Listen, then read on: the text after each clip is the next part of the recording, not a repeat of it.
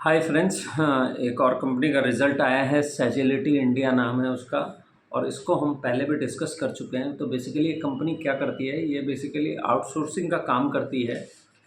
और ये जो है हेल्थ सेक्टर का जो भी काम होता है अमेरिकन कंपनीज़ का, जो कि हेल्थ सेक्टर में है, उन कंपनियों का जो है काम को ये आउटसोर्स करते हैं। बेसिकली इनका काम ये होता है कि वो उस काम को आउटसोर्स करते हैं और अपने यहाँ आउटसोर्सिंग वर्कर्स से, एम्प्लॉयज़ के थ्रू उनके काम को मैनेज करते हैं बेसिकली। तो इस तरीके का मॉडल है और ये 5 कंट्रीज़ में ऑपरेट करते हैं। फ़िलीपींस, अमेरिका, जमैका और भी 1-2 कंट्रियां हैं जिस पर कि इनका ये बेसिकली काम करते हैं। और वहाँ का जो भी 2 तरीके का इनका मॉडल होता है। एक होता है पेयर साइड, एक होता है प्रोवाइडर साइड। पेयर में होते हैं वो कंपनियां जो इंश्योरेंस बेचती हैं इनको, और इंश्योरेंस के बेसिस पे health insurance company, finance company, और उसमें बेसिकली जो क्लेम्स होते हैं, रीइंबर्समेंट होता है, उन सारी चीज़ों की प्रोसेसिंग और उसका पेपर वर्क और पेमेंट इंटीग्रिटी का सिस्टम, सारे मैनेजमेंट्स और ये सारी चीज़ें प्रोवाइड करते हैं। बेसिकली क्लेम की चीज़ें आती हैं उसको देखते हैं। इसमें ये चेक भी करते हैं कि किसी को कहीं ज़्यादा क्लेम तो नहीं पेड हो गया है, माने किसी ने क्लेम किया अगर अपने इंश्योरेंस पे तो उसको ज़्यादा पेमेंट या कम पेमेंट तो नहीं हो गया, एक वो पार्ट देखते हैं। एक होता है इनका और जो कि है प्रोवाइडर्स, जिसमें कि हॉस्पिटल्स, फिजिशियंस, उनके diagnosis centre, revenue cycle management को, सारी चीज़ों को वो मैनेज करते हैं। इंश्योरेंस का वेरिफिकेशन और बिलिंग और अकाउंटिंग का सारा काम आउटसोर्स होता है। तो अमेरिकन हेल्थ सेक्टर की जो भी कंपनियां हैं वो बेसिकली इनको काम देती हैं कि वो आप इस चीज़ को करें। तो ये 5 देशों में है जो मैंने बताया, यूएस, इंडिया, जमैका और फिलीपींस और कोलंबिया। ये 5 देशों में ये काम करते हैं और इस तरीके का काम है इनका। ये पूरा मॉडल इस तरीके का है कि वहाँ का जो भी ये पेपर वर्क का काम है सब ये लोग यहाँ से मैनेज करते हैं। और ये एक तरीके से इसको आप कह सकते हैं B2B काइंड ऑफ बिजनेस है, क्योंकि वहाँ की इंश्योरेंस कंपनीज, हॉस्पिटल्स और इन सारे जो हेल्थ सेक्टर की कंपनियाँ हैं उनके साथ ये काम करते हैं। बेसिकली ये जो बिज़नेस मॉडल है ये थोड़ा सा यूनिक टाइप है, और ये आउटसोर्सिंग AI का इस्तेमाल करके प्रोसेसेस को ज़्यादा कंट्रोल्ड वे में, और डोमेन एक्सपर्ट हैं कह सकते हैं इस तरीके के काम में, ये इनका एक्सपर्टीज़ है और इसीलिए इनको बड़े बड़े ऑर्डर्स मिलते हैं। तो बेसिकली हो ये रहा है इस सेक्टर में, इनमें हो ये रहा है कि इनके पास लार्ज स्पेसेस है, बहुत सारी जगहें हैं जहाँ पर अभी भी ये पेनिट्रेट नहीं किए हैं। तो हो ये रहा है, इनके जो टॉप कस्टमर्स हैं उनसे इनकी अच्छी खासी रेवेन्यू ग्रोथ आती थी। ऑलमोस्ट एक पीरियड में टाइम करीब करीब 85% था। तो दिक्कत ये आती थी, ये सवाल हमेशा उठता था कि ये जो रिलेटिवली आप जो 85% आपका रेवेन्यू सिर्फ टॉप 3 कंपनियों से आ रहा है जिनसे आपको ऑर्डर है, अगर इसमें से एक भी को ऑर्डर चला गया तो आप कैसे आगे ग्रो करेंगे। तो कंपनी ने क्या किया, बेसिकली कंपनी ने धीरे धीरे अपना पेनिट्रेशन जो है स्मॉल प्लेयर्स पे भी ध्यान आकर्षित किया और उधर भी काम कर रहे हैं। तो वहाँ से क्या हो रहा है, इनका रेवेन्यू जो है वो धीरे धीरे करके बढ़ रहा है। कुछ एक्विजिशंस इन्होंने किए, एक ब्रॉडपाथ का इन्होंने एक्विजिशन किया जो कि छोटे बुक साइज़ या ऑर्डर साइज़ के काम करते थे, अब जो है वो इनके साथ इंटीग्रेटेड हो गए हैं और वहाँ से 2000 एम्प्लॉयज़ को भी इन्होंने हायर किया है। तो ऑलमोस्ट जो है उसकी वजह से पूरी तरीके से इनको वो मिलता है। तो बेसिकली होता ही है कि बिलिंग का काम और ये सारा जो भी इंश्योरेंस और इससे पेपर वर्क से रिलेटेड जो भी काम ये करके देते हैं, उसके लिए ये इंश्योरेंस कंपनीज़ और जो भी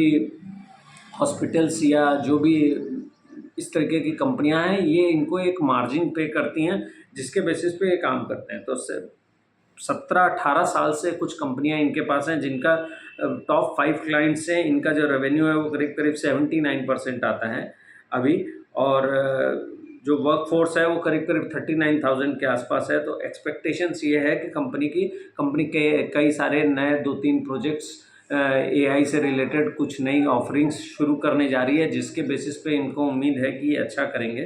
तो अगर नंबर वाइज देखें तो 1453 करोड़ का सेल था पिछले साल सेम क्वार्टर, इस बार वो 1971 करोड़ हो गया। ऑलमोस्ट 35-36% का ग्रोथ है वहाँ पर। और ये बेसिकली ये ग्रोथ आ रहा है क्योंकि ब्रॉडपाथ का जो गिवन इन्होंने जो बिज़नेस है उसमें इंटीग्रेटेड होने की वजह से उसका जो सेल है वो पूरी तरीके से ऐड ऑन हो गया है इनके काम में। तो अगर ओपीएम के बेसिस पे देखें तो 392 करोड़ का ओपीएम था, अब वो बढ़कर 511 करोड़ का ओपीएम हो गया है। परसेंटेज वाइज 26% है। और जो प्रॉफिट की बात करें तो वो 217 करोड़ से बढ़कर, जो कि पिछले साल था, और इस साल 268 करोड़ पे आ गया है। कंपनी के जो एम्प्लॉयज़ हैं वो 39,595 थे, वो बढ़कर 48,522 हो गए हैं पिछले एक साल में। तो एम्प्लॉयज़ का भी नंबर 7-8 हज़ार 9 हज़ार से बढ़ गया है। इससे ये समझ में आता है, देखिए एम्प्लॉयज़ का अगर नंबर बढ़े किसी भी कंपनी के लिए, तो इससे ये समझ में आता है कि कंपनी बेहतर कर रही है, कंपनी के पास आगे आने वाले समय में ग्रोथ दिख रही है, इसीलिए वो अपने एम्प्लॉयमेंट के लिए लोगों को हायर कर रही है और उनसे काम करवाएगी। तो ये एक्सपेक्टेशंस मानकर चलते हैं। मैनेजमेंट का यही कहना है कि उनका जो एक्टिव क्लाइंट बेस है वो अगर 2023 में देखें तो 35 का था, अब वो करीब करीब 81 हो गया। तो ऑलमोस्ट एक 100% से ऊपर का जंप है पिछले 3 सालों में। तो लास्ट 3 ईयर्स में इन्होंने अपने जो एक्टिव क्लाइंट्स हैं उनकी संख्या काफ़ी तेज़ी से बढ़ाई है, और पिछले एक साल में करीब 12 नए एडिशन्स हुए हैं इनके पास। रेवेन्यू का जो गाइडेंस है, कंपनी ने कहा है कि 22.5% का रेवेन्यू होगा। पिछले क्वार्टर में इनका रेवेन्यू का गाइडेंस 21% था, अब उसको उन्होंने 22.5% बताया है, क्योंकि उनको बढ़ता हुआ दिख रहा है। और एबिटा मार्जिन जो है वो 25% पे ही मेंटेन किया है। तो ख़ास बात यह है कंपनी का, अगर देखें आपको ये समझ में आएगा नंबर्स में कि प्रॉफिटेबिलिटी थोड़ी सी कम हो गई है। उसका मेन कारण ये था कि लेबर कोड्स जो हैं वो बेसिकली इनकॉर्पोरेटेड करने पड़े हैं नवंबर महीने में। वो चीज़ें, ये एक बेस इफ़ेक्ट है, बेसिकली एक सिंगल टाइम का इवेंट है, वन टाइम इवेंट है और एक्सेप्शनल आइटम है, जो कि एक बार सारी कंपनियों को लेना पड़ रहा है। इस क्वार्टर के रिजल्ट्स में ज़्यादातर कंपनियों में लेबर कोड्स की वजह से कुछ ना कुछ एक्सपेंसेस आए हैं। तो इनका 328 करोड़ का एक खर्चा आया है, जो कि प्रॉफिटेबिलिटी को हिट करते हुए दिख रहा है। तो वो वन टाइम आइटम था। एक्सपेक्टेशन कंपनी ने डेट के बारे में ये बताई है कि वो एक्सपेक्ट कर रहे हैं अगले एक साल में वो डेट फ्री हो जाएंगे। कंपनी अपने इंटीग्रेशन पे काम कर रही है और जो भी एक्वायर की हुई कंपनियां हैं उनके साथ मिलकर आगे काम करने की कोशिश कर रही है।